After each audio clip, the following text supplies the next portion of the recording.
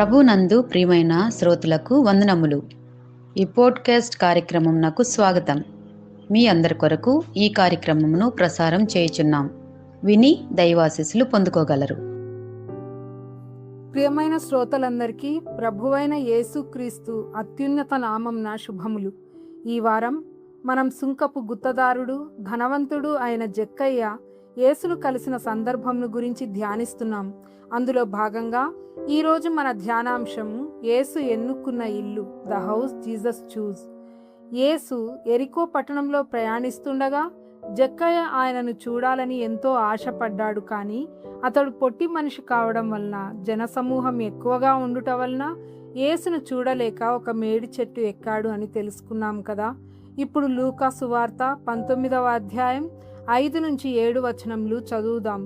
యేసు ఆ చోటికి వచ్చినప్పుడు కన్నులెత్తి చూచి, జక్కయ్య త్వరగా దిగుము, ఈ దినమున నేను నీ ఇంట నుండవలసి ఉన్నది అని అతనితో చెప్పగా, అతడు త్వరగా దిగి సంతోషంతో ఆయనను చేర్చుకొనెను.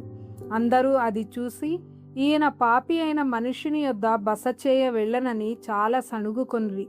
ఈ సంఘటన కేవలం యేసు ప్రభువు ఒక ఇంటికి అతిథిగా రావడానికి అవకాశం ఇవ్వడం మాత్రమే కాదు, యేసు ఒక ఇంటిని ఎందుకు ఎన్నుకుంటాడు, ఆయన ఏ లక్షణాలను చూస్తాడు, ఆయన ఒక ఇంటిలో ప్రవేశించినప్పుడు ఏం జరుగుతుంది అనే గొప్ప సత్యాలను మనకు తెలియజేస్తుంది.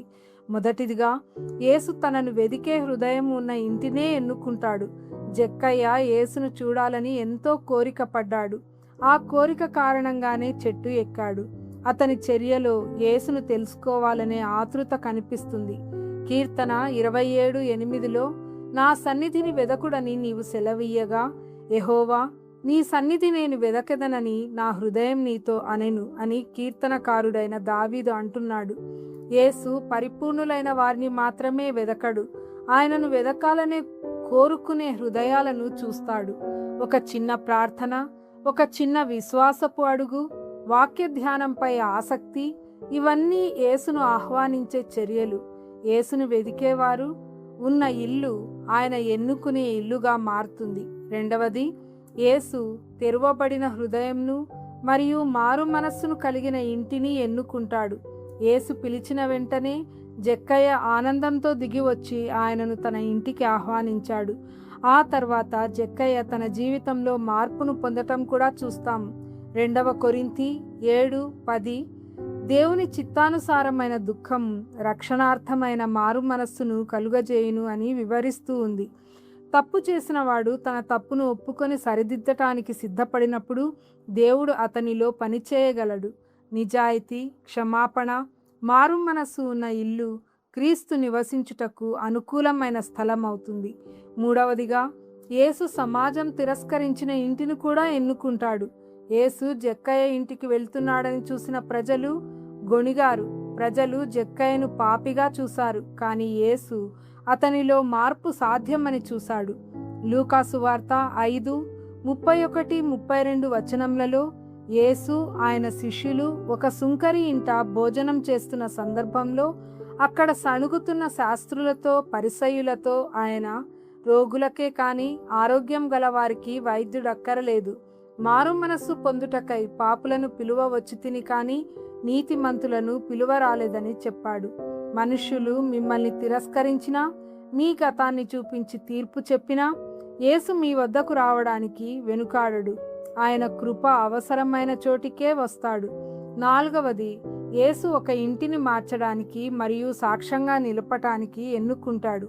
జక్కయ్య జీవితంలో జరిగిన మార్పు వ్యక్తిగతమైనదే కాదు, అది అందరికీ కనిపించే మార్పు.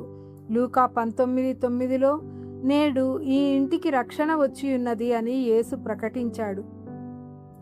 యేసు ఇంటిలోనికి వచ్చినప్పుడు హృదయాలు మారతాయి, సంబంధాలు పునరుద్ధరింపబడతాయి, దాతృత్వం పెరుగుతుంది, ఇతరులకు సాక్ష్యంగా నిలుస్తారు. చీకటిలో వెలిగే దీపం చుట్టూ ఉన్న వారికి వెలుగు ఇస్తుంది. అలాగే యేసు నివసించే ఇల్లు తన పరిసరాలకు ఆశీర్వాదంగా మారుతుంది. కాబట్టి కుటుంబ ప్రార్థన, బైబిల్ పఠనం, ఆరాధనకు ప్రాధాన్యత ఇవ్వడం ద్వారా యేసును వెతకటం అలవాటు చేసుకుందాం. తప్పులను ఒప్పుకోవడం, క్షమాపణ చెప్పడం, మరియు క్షమించడం ద్వారా నిజాయితీ మరియు మారు మనస్సును అభ్యసించుదాం. ఒంటరితనంలో ఉన్నవారిని, అవసరంలో ఉన్నవారిని ప్రేమతో ఆహ్వానించడం ద్వారా ఇతరులను స్వీకరిద్దాం. దేవుడు మన జీవితంలో చేసే మార్పులను ఆనందంతో అంగీకరిద్దాం. ఆయనను అనుసరించడానికి ప్రయత్నం చేద్దాం. తదుపరి ఆయనే నడిపిస్తాడు.